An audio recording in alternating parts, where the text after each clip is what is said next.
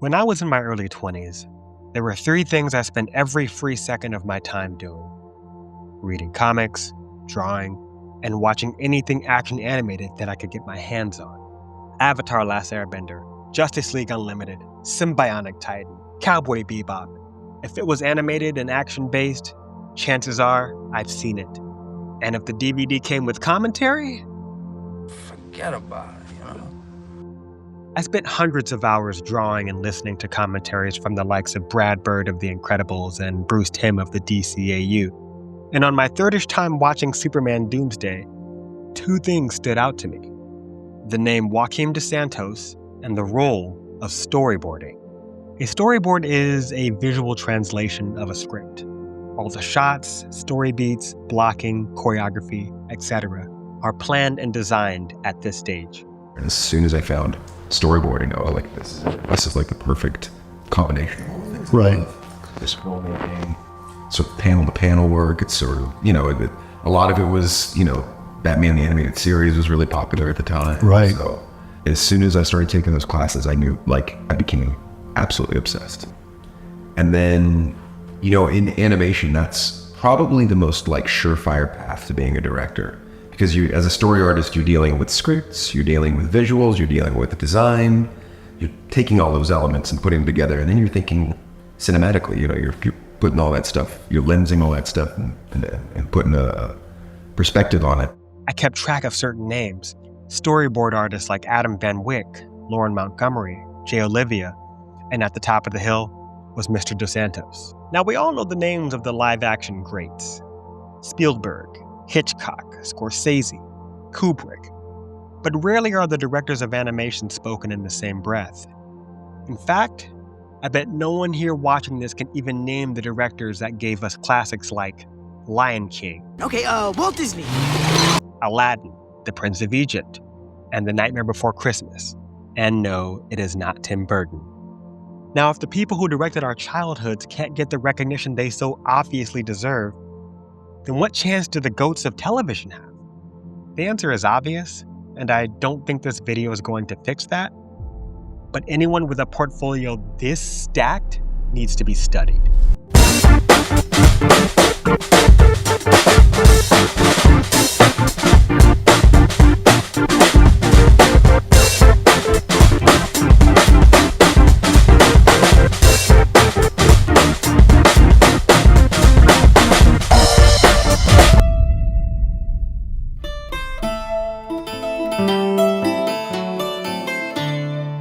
Joaquim Aranha dos Santos was born July 22, 1977, in Lisbon, Portugal. He moved to the States when he was 4, spending most of the year with his mom and the summers back in Portugal with his dad. He was both an avid drawer and consumer of action cartoons: Thundercats, Ninja Turtles, and probably the most influential show of his childhood, Robotech. That show to me was like, I could watch it with my friends, and my friend had an older sister. She loved it for a completely different reason. Sure. She was watching the sort of soap opera of it. Right. And we were too, we just didn't realize it at the time. Right. We were sort of really engaged with the characters, but we were also, it was sort of like being delivered in this robot alien show. Right. And the fact that there were stakes when people died, they stayed dead. Right. It was heavily serialized. I mean, it was like the first real serialized thing that I had seen. Sure. And so for me, that sort of set a pace on me. I wanted to make things in that vein.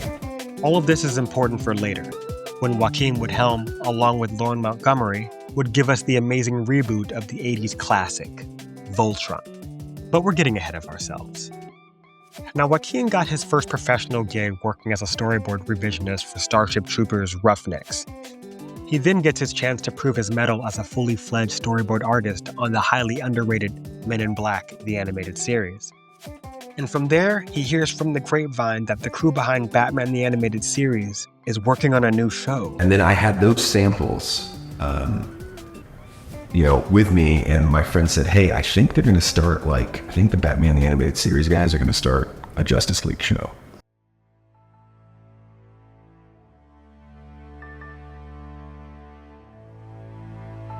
Every superhero fan at the time knew that there was no better time for DC than this era of television. And no show paved more ground for the expanded superhero universe than Justice League. Now, if Joaquim was in an anime, we would be in the training arc. Everything he seemingly learned here transformed him into the monster director that gave us half of my fourth favorite show of all time, Justice League Unlimited. Now, while I really love the original Justice League show, Joaquim and the crew really stepped up their game in pretty much every aspect for the sequel. Most noticeably, the action. Or should I say, that action. The simplistic John Wayne punches of Batman and Superman the animated series transformed into complex handwork, kicks, and this Black Canary special that's been living rent-free in my head for the past 20 years. But just when you thought he was done making gold bars out of DC properties, he gave us DC Showcase. You want the best Green Arrow short film? You're welcome. Or the best Jonah Hex? So good. The best Spectre? Another one. And 12 whole years before The Rock tried to change DC's hierarchy of power, Dos Santos also gave us the best Black Adam. This motherfucker don't miss. No, he's fucking good. That motherfucker don't miss, man. He's good. And to whoever the Scott Adkins fan is on the storyboards, My man. he was also the first to give us a truly great Superman fight. Now, while I love Justice League and that world of cardboard scene, Superman was rarely depicted as him. His punches felt weak, and he was often beat very easily, just like he was last year. Be sure to check out my video on that. So it was great to finally get a Supes that hits like an actual locomotive. There's this moment at the opening of the fight where Superman stops Doomsday with a bit of frosty breath, but he breaks free and comes down with the business. He puts so much emphasis on how powerful these hits should feel and the heaviness that brings the struggle and exhaustion. Details like that little stumble after a punch to make him feel tired.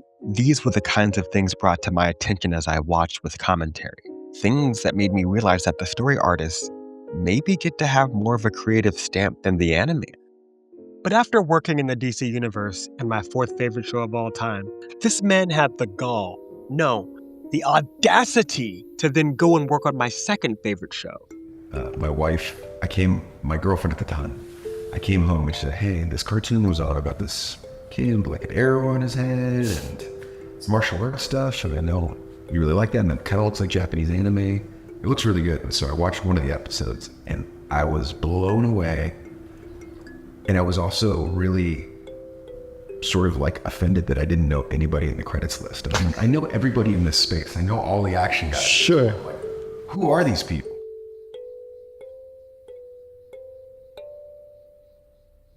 Now, to be fair, he only came in the second half of Season 2, with his first job being the Aang section from Tales of Ba Sing Se.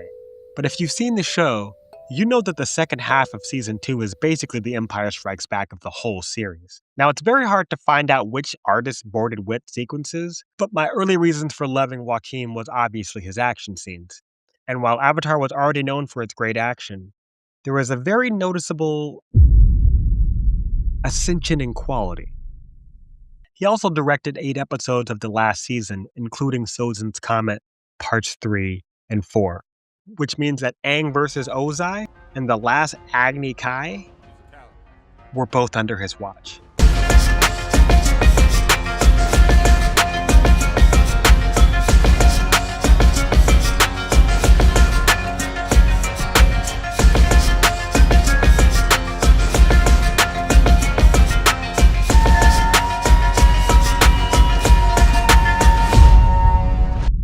The man also co-directed the entirety of Season 1 of Legend of Korra.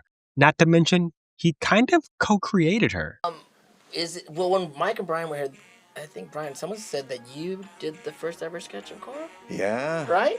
Yeah. Is that true? That is true. The sort of hot take was like, look, this character is the opposite of Aang. She's hot-headed. She's, impetuous. And Brian said, think like what is like a tough sort of Avatar universe snowboarder. Like, what does that mean? I love that. Right. And that was the first sketch that came out. Now, I personally have many problems with the show's story, but the quality of animation and action sequences thereof was very much not one of them.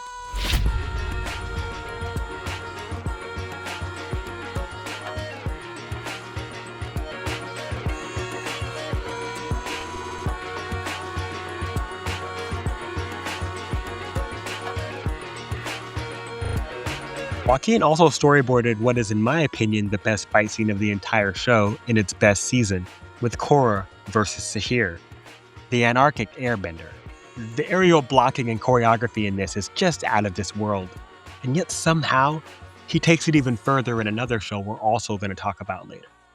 But next up, let's talk about the 80s. It's interesting because I'm now old enough to be working on IP that was created in my generation, but maybe not understood by the adults that were running the show at the time. And we're almost embarrassed by some of the IP. Mm-hmm. And now I've been on this earth long enough to where the IP's landed back in my lap, and I go like, okay, here's why I think we'll do right by it, because we understand at its core what it was trying to say, and we don't have to sort of be embarrassed by the material. Thundercats!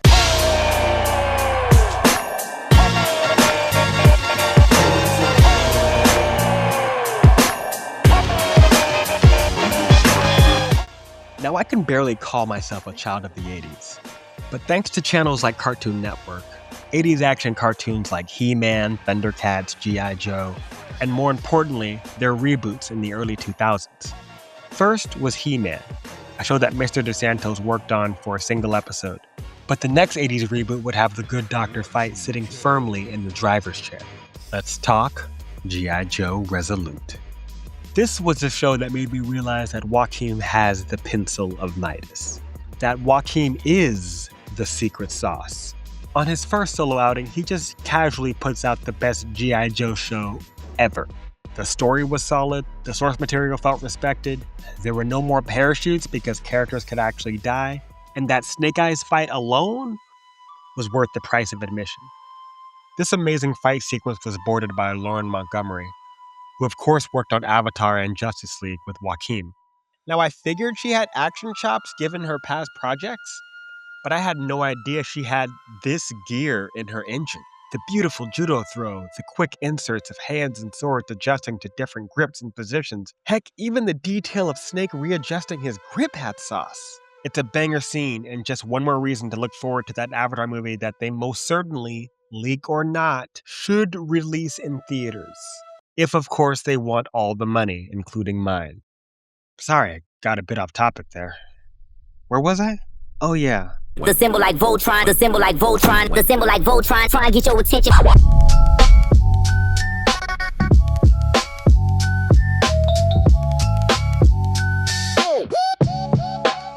Now, I personally didn't grow up with Voltron, but I definitely knew it existed and kind of saw it as a sort of primordial Power Rangers. I honestly couldn't tell you anything about it other than that the Cougar Megazord looked cool. What I can tell you is that Joaquim and Lauren Montgomery's reboot is a gosh darn masterpiece. Not since Avatar have I loved an animated adventure story this thoroughly, full stop. Like Avatar, they made a war show for kids to young adults without watering it down. They absolutely nailed the hero's journey for its 6 main characters, beautifully capturing every moment of growth and triumph until the epic heartfelt finale. The comedy generally hit, the villains were great, if not a little derivative, and the implementation of cel-shaded 3D models for the mechs was a beautiful final form of the technique I saw for the first time in Zoids, and the criminally underrated IGPX. But enough about the hidden gems. It's time. I want to put on my tinfoil hat for a minute. Now, anyone that knows me knows that I am the original Invincible fan. I found a trade at my local library back in 2005, and I was hooked. Invincible was and is still currently my all-time favorite superhero thanks to the incredible work of Robert Kirkman, Cory Walker, and my all-time favorite comic artist, Ryan Ottley. Also, One More Day ruined mainline Spider-Man so badly that the character never recovered. So I was terrified at what Amazon might do to the greatest superhero in the universe. But, to my surprise, they nailed it. It didn't hurt that the creator was also the head writer and that they made the show animated instead of live action. No, God! No, God, please, no! No! That being said, the animation did leave a lot to be desired. However, something happened in that iconic final scene of the pilot episode. The animation got better. And more importantly, a certain someone may have storyboarded this fight scene. A fight scene that, in fact, never actually happened in the comics. Now, tinfoil hat time. Joaquim had worked on one episode of Invincible for its third season, and that episode was the pilot. I messaged him about it, but didn't get a response, so I'm going purely on spider sense at this point. But objectively, the two best battles of the show are this scene and the fight I can 100% confirm he boarded. Is it supposed to hurt?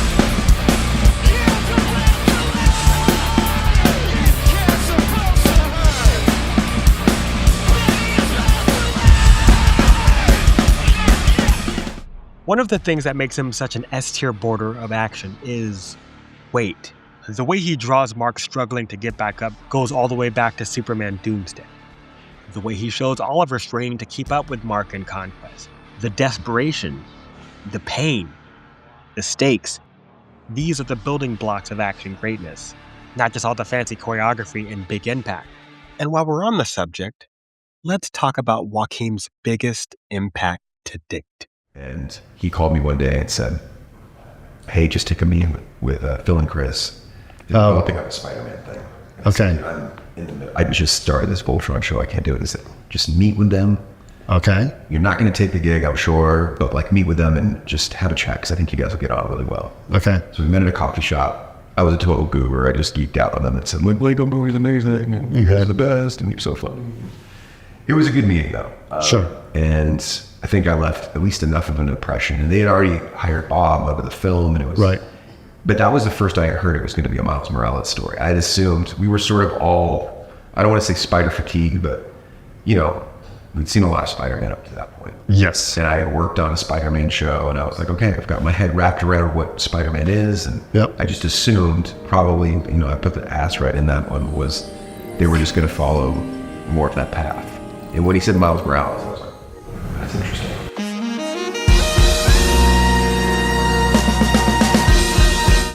What can be said about Into the Spider-Verse that hasn't already been said?